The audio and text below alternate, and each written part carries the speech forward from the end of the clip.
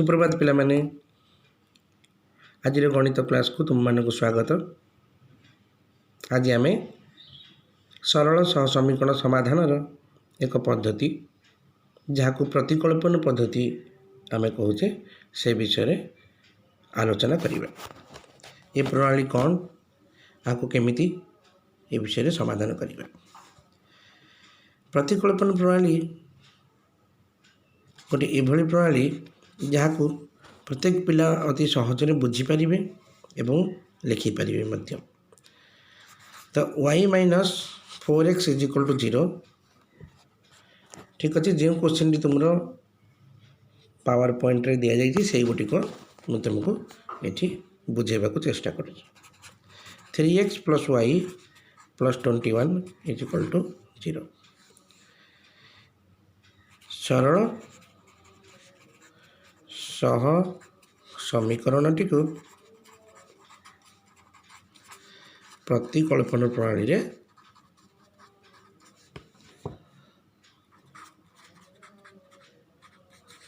समाधान कर। ठीक अच्छे। प्रश्न रे यही भाया दत्त अच्छे तुमको ये जो सरल सह समीकरण तुमको दिगला यहाँ को तुम्हें प्रतिकल्पन प्रणाली रे समाधान कर। ठीक अच्छे। आम समाधान देखा प्रति स्टेप को बुझा चेष्टा करवा। स्टेप 1 समाधान। स्टेप 1 जो दुईटा समीकरण तुमको दत्त अच्छी y minus 4x is equal to 0 आ गोटे 3x plus y plus 21 is equal to 0 ये दुईटा दत्त अच्छी। गोटे इक्वेशन 1 गोटे इक्वेशन 2 तुम्हें दे पार। ठीक अच्छे। दत्त अच्छी बोली लिख कहीं पिले मैंने यहाँ तुमको प्रश्न रे देइछि तेणु दत्त अच्छी बोली लिखिले तुम किसी क्षति नहीं। तो सही परी पिले मैंने आमे देखिबा प्रथम स्टेप कौन कहूँ समीकरण एक टी को y को x माध्यम प्रकाश करवा ना x को y माध्यम प्रकाश करवा जोटी आमको सहज लगे आम से कर समीकरण एक रु कौन कली y is equal to 4x जोटा कि इक्वेशन 3 मुझे तुमको देली। y minus 4x is equal to 0 थिला y is equal to 4x करली आउ या फल आपको इक्वेशन 3 बोली नामांकित कली।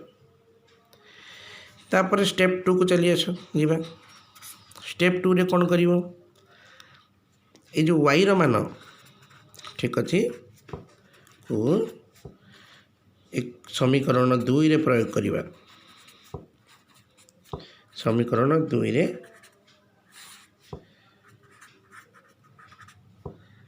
प्रयोग कर। ठीक अच्छे। समीकरण 2 टी कौन अच्छे आमर 3x plus y plus 21 is equal to 0। ठीक अच्छे। 3x plus y plus 21 is equal to 0। अच्छा पिले मैंने ये y जगह मुझे लिखिपारि 4x तो 4x 3x plus 4x 7x plus 21 is equal to 0। ठीक अच्छे ना। तो 7x इज इक्वल टू माइनस 21 प्लस थिला एपट साइड को गला माइनस हो गला चिन्ह कारण जिते बड़े स्थान परिवर्तन करे पार्श्व परिवर्तन करे प्लस चिन्हटी माइनस हो जाए तेना x is equal to minus 21/7 जोटा कि माइनस 3 तो x मूल्य माइनस 3 आसीगला। ठीक अच्छे पिले मैंने तापर आम नेक्स्ट स्टेप को जीवा। स्टेप 3 कौन स्टेप 3 कहूँ आमर जो x देखिले माइनस 3 तेणु x मान को समीकरण 3 ने प्रयोग करिया।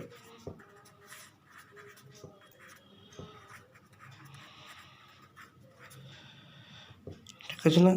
तेणु 3 जो प्रयोग करिया x मान को समीकरण 3 रे प्रयोग कर। समीकरण 3 ये समीकरण 3 टा कौन अच्छी y is equal to 4x तो ये y is equal to 4 into x मतलब माइनस 3 माइनस 12 ताले x मूल्य पिले मैंने बाहर के माइनस 3 बर्तमान y मूल्य बाहर -12। ठीक अच्छे। ଅତଏବ ମୁଁ ଲେଖିପାରିବି ନିର୍ଣ୍ଣୟ ସମାଧାନ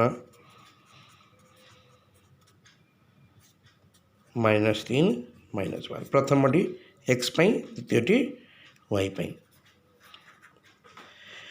ନିର୍ଣ୍ଣୟ ସମାଧାନ -3 -12 ତାକୁ କ୍ରମିତ ଯୋଡ଼ି ହିସାବରେ ଲେଖିବ ପ୍ରଥମଟି x ର ମାନକୁ ସୂଚାଇବ ଦ୍ୱିତୀୟଟି y ର ମାନକୁ ସୂଚାଇବ ପିଲାମାନେ ଆଉ ଥରେ ତୁମମାନଙ୍କୁ ପ୍ରତିକଳ୍ପନ ପ୍ରଣାଳୀ ଆଉ ତା'ର ସମାଧାନ ବିଷୟରେ ମୂଳରୁ କହୁଛି ଶୁଣିବାକୁ ଚେଷ୍ଟା କର ପ୍ରତିକଳ୍ପନ ପ୍ରଣାଳୀ ଯେ ଦୁଇଟା ସମୀକରଣ ଯେଉଁ ଦେଇଥିବ ତାକୁ ପ୍ରଥମ ଇକ୍ୱେସନ୍ 1 ଆଉ 2 ନାମରେ ନାମିତ କରିବ ଆଉ ସମୀକରଣ 1ରୁ ତୁମେ କୁ ନିର୍ଣ୍ଣୟ କରିବ କୁ x ମାଧ୍ୟମରେ ବା xକୁ y ମାଧ୍ୟମରେ ତୁମ ପସନ୍ଦର ଯାହା ଗୋଟେ ମୂଲ୍ୟଟି ବାହାରିଲା xର ମୂଲ୍ୟ କି yର ମୂଲ୍ୟ ଏଠାରେ yର ମାନ ବାହାରିଛି ତାକୁ ଇକ୍ୱେସନ୍ 2ରେ ପ୍ରୟୋଗ କରିବା ପ୍ରୟୋଗ କଲେ xର ମାନ ଆସିବ ସେଇ xର ମାନକୁ ଆମେ କ'ଣ କରିବା ପିଲାମାନେ ଇକ୍ୱେସନ୍ 3 ଷ୍ଟେପ୍ 3 ଯେଉଁଟା ଅଛି ଇକ୍ୱେସନ୍ ସମୀକରଣ 3ରେ ପ୍ରୟୋଗ କରିବା ଠିକ୍ ଅଛି ସମୀକରଣ 3 କେଉଁଟା y = 4x या फल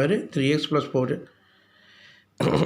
y = 4 × -3 -12 यहीपरि तुम x और y मान बाहर एवं अतएव उत्तर को समस्ते ध्यान देव निर्णय समाधान को क्रमित जोड़ी -3 -12 हिसाब लिख प्रथमटी x मान द्वितीयटी y मान बुझीपार समस्त पिला माने तेणु यही आउ किसी प्रश्न प्रतिकल्पन प्रणाली रे तुमको वर्कशीट दि जाइए ताको करने को चेष्टा करिवो एवं मोर पर्सनल व्हाट्सएप रे तार आंसर पठेबा को चेष्टा करिवो आउ जदि कौन डाउट रही जाए तथापि तुम्हें फोन करी डाउट क्लियर कर पारिबो।